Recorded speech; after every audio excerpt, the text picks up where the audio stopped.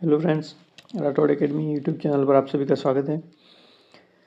आज हम प्रोपोर्शनलिटी के बारे में जानेंगे। 3 प्रकार की प्रोपोर्शनलिटी होती है, जिसमें मीन प्रोपोर्शनल, थर्ड प्रोपोर्शनल और फोर्थ प्रोपोर्शनल मुख्य रूप से होते हैं। आज हम थर्ड प्रोपोर्शनल के बारे में जानेंगे। इसे फाइंड करने का बेसिक फॉर्मूला होता है, जैसा कि third proportional is equal to b² upon a। अब ये आया कैसे, कहाँ से आया, वो हमें जानना है। तो मानो कि 3 रेशियो के बारे में बताया गया, a/b, प्रोपोर्शनल के बारे में बताया गया b/c। तो इसमें थर्ड टर्म कौन सी है, c थर्ड टर्म है। हम इसे सॉल्व करेंगे तो कैसे लिखेंगे, a/b/c, ऐसे ही तो लिखेंगे। तो ये जो c है वही तो हमारा थर्ड टर्म है, तो हमें यही फाइंड करना है। अब प्रोपोर्शनल का साइन लग जाता है, तो हमने आपको बताया था कि जो बाहर की दोनों टर्म है उनका मल्टीपल अंदर की दोनों टर्म के मल्टीपल के बराबर होता है। तो हम वैसा ही करेंगे जैसा कि ये टर्म कहती है, a/c is equal to b²। तो हमें c फाइंड करना है, c दिया नहीं है, तो c फाइंड करने के लिए b² और a यहाँ मल्टीपल में, तो नीचे जाके भाग में चला जाएगा, b² अपॉन a। यहीं से ये फॉर्मूला बना है। आज के सारे सवाल इसी फॉर्मूले पे होंगे। आज हम थर्ड प्रोपोर्शनल को 10 क्वेश्चन के माध्यम से पूरा कंप्लीट सीखेंगे। तो पहला क्वेश्चन, यदि दो संख्याएं 4 और 8 हैं तो इनका तीसरा समानुपात क्या होगा। फॉर्मूला क्या है, तीसरा समानुपात c is equal to b² upon a। तो यहाँ दो ही टर्म दे रखी है, a और इसे b मान लेंगे, इसे a मानेंगे और इसे b। तो b² की जगह 8 का स्क्वायर और नीचे a की जगह 4। तो इसे काटेंगे तो 8 का स्क्वायर 64/4। क्या आंसर आएगा, 16। तो हमारा थर्ड प्रोपोर्शनल 16 आ चुका है। नेक्स्ट, 5 और 15 का तीसरा समानुपात क्या होगा। एग्जाम में इसी तरीके के क्वेश्चन आएंगे, बिल्कुल छोटे छोटे क्वेश्चन। 15 को b मानेंगे और 5 को a, तो उस हिसाब से 15 का स्क्वायर, स्क्वायर ना लिख के 15 को 2 बार गुणा कर देंगे और नीचे 5। यही हमारा थर्ड प्रोपोर्शनल हो जाएगा। 5 से काटेंगे 3 बार और 15 की गुणा 3 में करेंगे 45। यही हमारा तीसरा समानुपाती होगा, यही आंसर है। नेक्स्ट, यदि a 12 है और b 36, तो a और b का तीसरा समानुपात क्या होगा। तीसरा समानुपात का फॉर्मूला क्या बताया था, b² अपॉन a।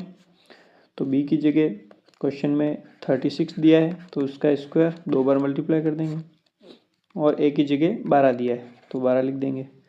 इसे काटेंगे तो क्या आएगा, 12 से कटेगा 3 बार और 36 दिया, बोलो 108। जल्दी से आप गुणा करना सीख जाइए, वरना बहुत भारी नुकसान हो जाएगा आपका। तीसरा समानुपात 108 आ चुका है। अगला क्वेश्चन, इस क्वेश्चन में भी वही पूछा है, दो संख्याएं दे रखी है 7 और 14, इनका तीसरा समानुपात क्या होगा। फॉर्मूला बेसिक सा फॉर्मूला है b² अपॉन a। b की जगह 14 रखेंगे, उसका स्क्वायर अपॉन 7, a की जगह 7 है, दोनों से काटेंगे 2 बार, 14 दूनी 28। सबसे सिंपल अगर प्रोपोर्शन में कुछ है तो वो यही है, प्रोपोर्शनलिटी। तो इसका आंसर हमारा 28 आ चुका है। नेक्स्ट, यदि x और y का तीसरा समानुपात 100 है और x बराबर 10 है, तो y का मान क्या होगा। हम फॉर्मूला जो दिया था वो क्या था, third proportional c is equal to b² upon a। यहाँ b की जगह y को माना है और a की जगह x को माना है, और c की जगह समानुपात, तीसरा समानुपात हमें दिया है 100। तो हम वैसा ही करेंगे जैसा क्वेश्चन में दिया है, 100 बराबर b की जगह y रखना है, y का स्क्वायर अपॉन x जो कि 10 दे रखा है, 10 से गुणा कर देंगे तो ये क्या हो जाएगा,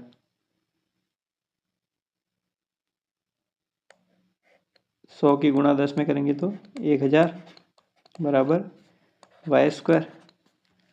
तो y का मान आएगा 10√10।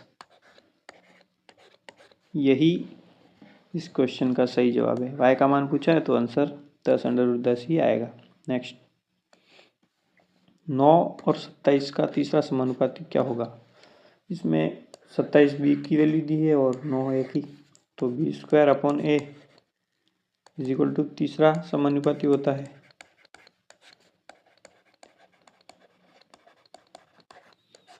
तो b² की जगह 27 का स्क्वायर लिखेंगे और a की जगह 9, ये घटेगा 3 बार और 27 दिया 81।